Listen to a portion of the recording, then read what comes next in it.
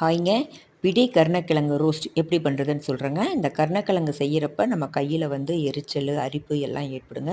இதனால் நாம் வந்து மோர்லேயோ இல்லை அரிசி கழுவின தண்ணியிலையோ நாம் வந்து சுத்தமாக கழுவிட்டு 3 விசில் வேக வச்சு நீங்கள் எடுத்து வச்சுக்கோங்க உப்பு போட்டு. இதனால் நமக்கு நிறைய பயன்களும் இருக்குங்க. பீரியட்ஸ் வர்றதுக்கு முன்னாடி வர தலைவலி, கைவலி, இடுப்பு வலி, வயிற்று வலி எல்லாமே இது போகுங்க. மாதத்துக்கு 10 நாளைக்கு கூட நம்ம எடுத்துக்கலாம். மூலம் மலச்சிக்கலுக்கும் இது நல்ல ஒரு தீர்வுங்க.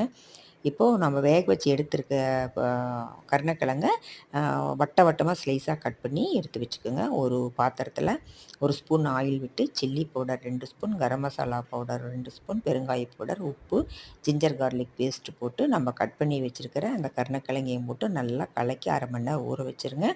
அப்புறம் ஒரு பாத்திரத்தில் நம்ம எண்ணெய் ஊற்றி அது காஞ்சோன்னே இதை போட்டு நல்லா பெரட்டி எடுக்கணுங்க. நல்லா மொறு மொறுன்னு ரோஸ்ட் ஆகிற வரைக்கும் எடுங்க. அது சைட் டிஷ்ஷாக எதுக்கு வேணாலும் யூஸ் பண்ணிக்கலாங்க.